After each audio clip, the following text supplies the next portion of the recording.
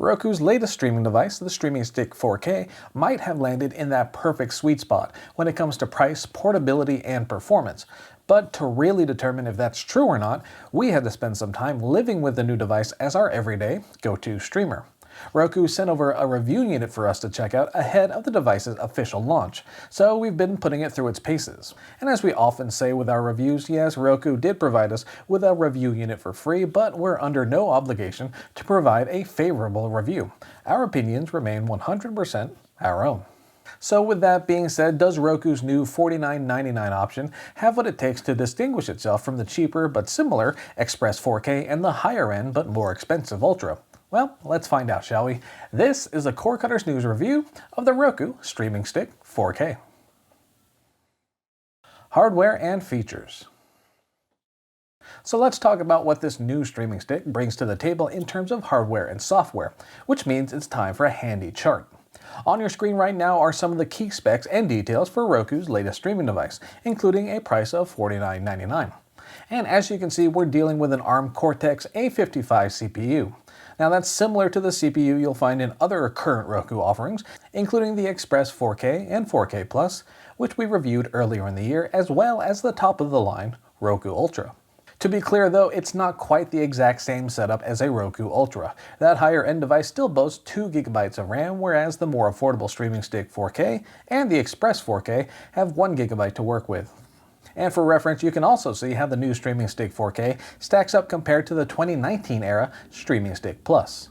Compared to that older model, you'll see the upgraded CPU as well as more robust HDR support, all packed into a form factor that's broadly similar to the Streaming Stick Plus, though it's not an exact match. Elsewhere on the spec sheet, you'll see support for up to 4K resolution at up to 60 frames per second. Meanwhile, HDR support includes some well-known options like HDR10, HDR10+, HLG, and Dolby Vision.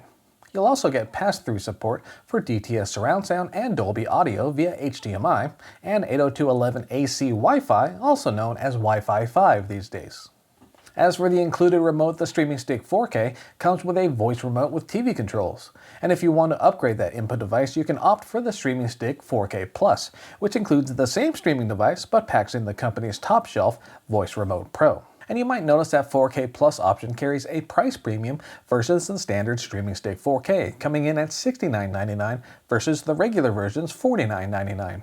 And just to reiterate, the actual streaming hardware between these two packages is the same. It's just the bundled remote that's different. And so you can also see how the Streaming Stick 4K and 4K Plus fare against other current models within Roku's hardware lineup on your screen right now. And now that you know what kind of hardware is on tap, let's actually open up this package and see what we're dealing with. Setup and performance.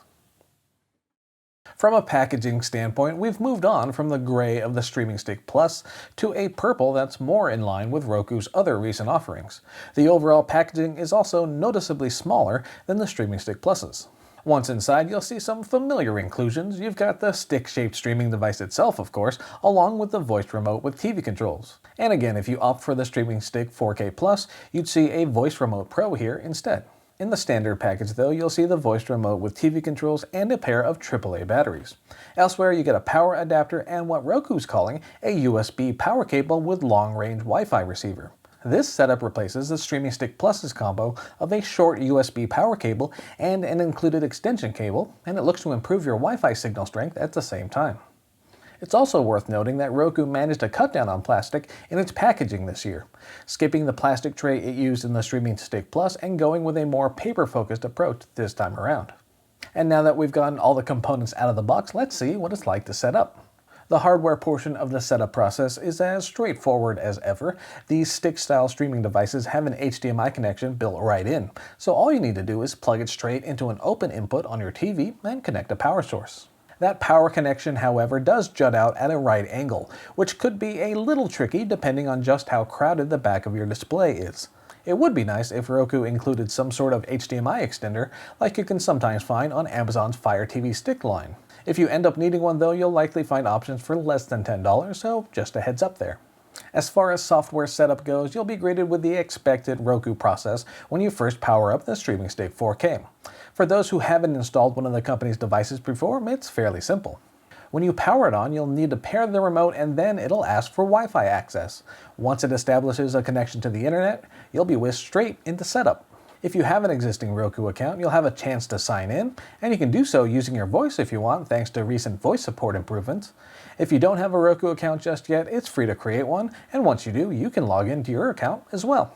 You'll get a confirmation email sent to whatever address you have linked to your Roku account, and while you're on your computer or mobile device, you'll be asked to name your new device and set its location, which can be handy when you're managing multiple streaming setups. You can also sign up for free trials and services during this section, but you can easily scroll past all those offers and head straight into using your device.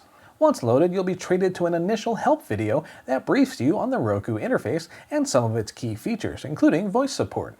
And when setup is all done, you're presented with Roku's familiar user interface, with tiles on the right and a column of sections on the left. Our review unit came packing the latest software update, Roku OS 10.5. And if you want to see what's new in this latest version, definitely check out our recent video, which we'll link to in the video description. Overall though, using the new Streaming Stick 4K is a pleasant experience. Scrolling through various menus is smooth and consistent, and navigation in different streaming apps is trouble-free.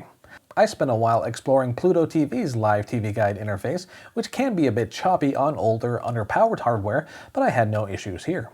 Meanwhile, the Streaming Stick 4K didn't seem to break a sweat when we connected it to our LG OLED TV and queued up some 4K Dolby Vision content on Disney+. In short, the consistent performance and upgrades like the more robust HDR support are a welcome sight on such a compact and affordable device. Performance benchmarks. Of course, this wouldn't be a hardware review without some performance benchmarks, so let's see how that updated CPU fares in the Streaming Stick 4K. And for those of you who haven't seen one of our review videos before, we measure performance by loading a series of streaming apps in succession and timing how quickly the device can load each of them. We put our hardware through that 10-stage test at least 3 times and then averaged the results to compare them against other hardware.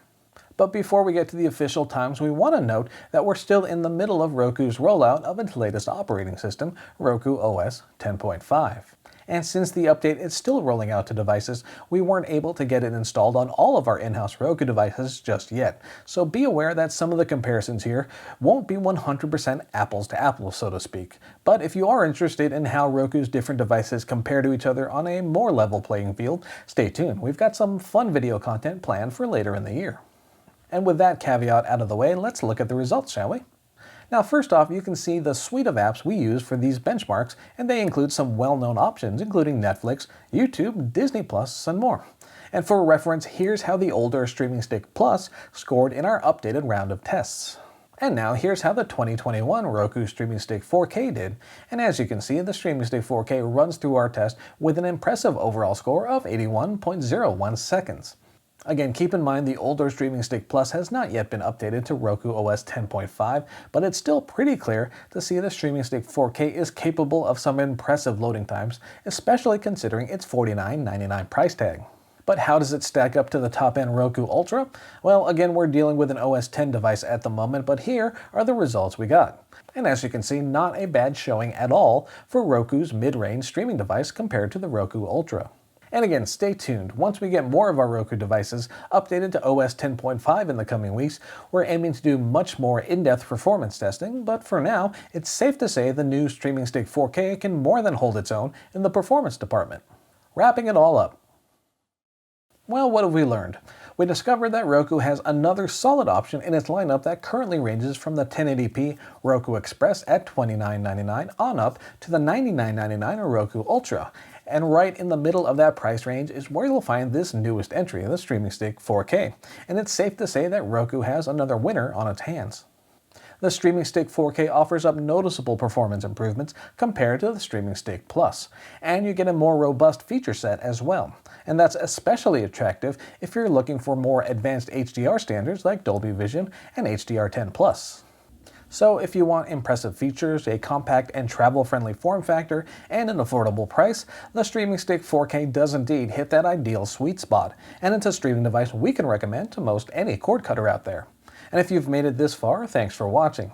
If you haven't done so just yet, please do consider clicking on those like and subscribe buttons down below. Those both really help us out, and they help signal to YouTube that it should recommend our content to more and more viewers. And if you're considering picking up a Roku Streaming Stick 4K or the Streaming Stick 4K Plus with its bundled Voice Remote Pro, we've got a couple links down below to make things a little easier for you. For now though, my name is Philip Palermo. Thanks again for tuning in, and we'll see you next time. Take care.